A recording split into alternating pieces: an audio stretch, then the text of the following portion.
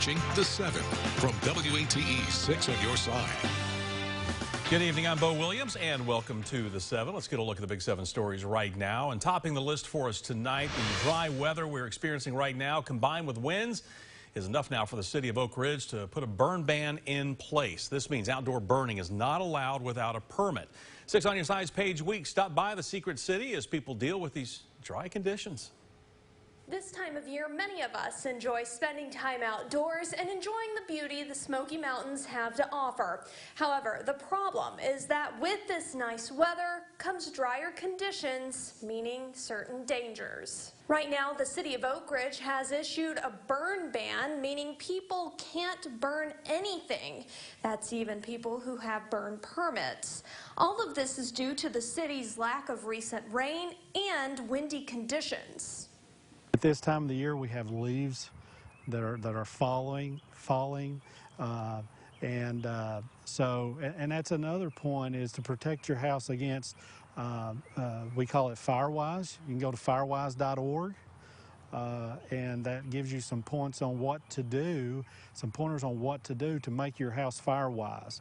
You know, creating a buffer zone, cleaning out your gutters. Don't let leaves pile up or combustibles pile up under a porch. So things like that. And this time of the year, like I said, leaves falling, you know, that can create a hazard. We have more information about that burn ban in Oak Ridge, as well as advice from first responders on how to keep your home safe. All right, Paige, thank you. This Friday from 6 to 9, the Knoxville Fire Department will mark the 100th anniversary of National Fire Prevention Week with an event on Market Square. This free, family-friendly event will offer fire prevention tips and stop the bleed training. Attendees can learn about pursuing a career in firefighting and how to apply to be a KFD firefighter recruit. They can also roast marshmallows and explore a fire truck. Next on our Big 7 list, an East Knoxville business caught fire this afternoon. Right around 2:30, Cafe Countertops, a company that manufactures countertops called KFD. The Knoxville Fire Department was able to find flames in the ceiling of the business's production area and then was able to put them out quickly.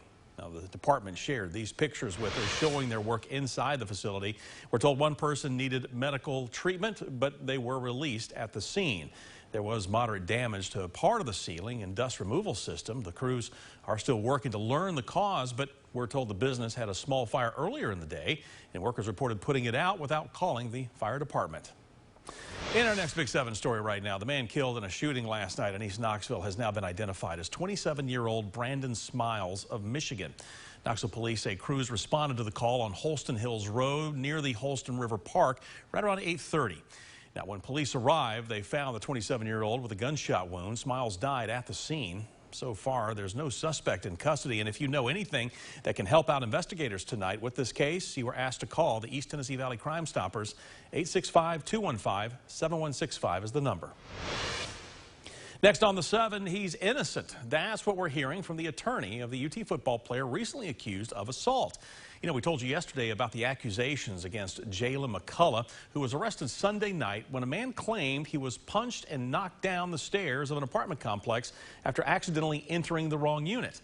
According to an arrest report, the victim had been drinking and went into the wrong building. He told police that after knocking, he opened an unlocked door, stepped inside the wrong apartment.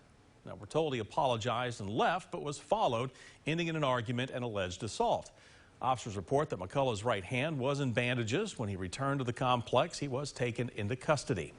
According to McCullough's attorney, Chloe Akers, the team captain, is cooperating fully with UT and the Knoxville Police Department's investigation into these allegations, saying, quote, he looks forward to a speedy resolution of this matter and maintains his complete innocence. Next on our list this morning, Governor Bill Lee announced a $100 million violent crime intervention fund for local law enforcement. The move comes after a violent string of crime in Memphis last month. Now, a release from the governor's office says the aim with this funding is to equip officers with the tools they need to make every Tennessee community safe. We have a significant crime problem in this country. Tennessee has not escaped it, but unprecedented times really call for unprecedented measures, and that's what this $100 million grant fund will be. Lee also talked about how Tennessee has a crime problem and says drugs and illegal immigrants are to blame. Much of the violence in Tennessee is related to and connected to drug crime, drug trafficking. And so long as we have the situation that we have going on in the border, we are going to have drug traffic-related crime going on all across this country. Though this initiative is only for law enforcement, Lee says nothing is off the table for other community-based programs as well. We're told law enforcement agencies can apply for grant funding through January. The governor's office says every local law enforcement agency that applies is guaranteed some money. Continuing our Big 7 coverage for you, workers at Mckay's bookstore in Knoxville were joined by community members and allies at a rally to build support for their union.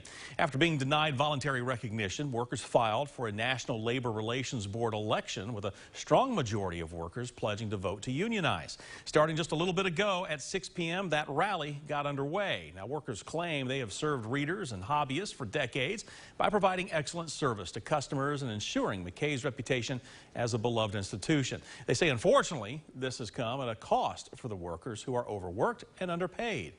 In their vision statement, the workers have laid out a list of issues they are seeking to resolve by forming a union and negotiating a fair contract. We have a crew at the rally, and we're going to have more for you coming up tonight at 11 o'clock. Rounding out tonight's Big 7, the 31st flight of HonorAir will be taking off tomorrow, and aboard that flight will be mostly female veterans. It's to honor them for their service, and it provides them the opportunity to reflect while in D.C. HonorAir Knoxville has taken veterans from East Tennessee to D.C. for years, bringing them to memorials built to honor them and so many others. For Laura Hebert, tomorrow's flight will be a trip to remember, since she'll be joined by over 140 other women. I think it's an honor to be hanging out with all women veterans because they have provided so many different experiences than men do. And so tomorrow I will get to hear all these new stories of how these women experienced the military and wars and how it impacted their lives. Hebert will also have a story to share after being called upon to serve as an engineer in Desert Storm and Desert Shield back in 1990 and 91. It's stories like hers that Hebert says makes the women getting on the flight who they are today, and the flight itself provides an opportunity to reflect on those that came before them. Flight 31 will depart from Knoxville at 9 tomorrow morning and is expected to return by 7:40 tomorrow night. You are encouraged to make your way to Mckay-Tyson to welcome them home. And WAT6 on your side is proud to once again partner with Operation Honor Guard for our annual Day of Giving. It's coming up tomorrow. It's going to go from 6 in the morning until 7:30 at night. We'll have 6 donation sites set up for you across East Tennessee. We'll be accepting donations by phone and online. And we hope that you will join us in helping this worthy cause.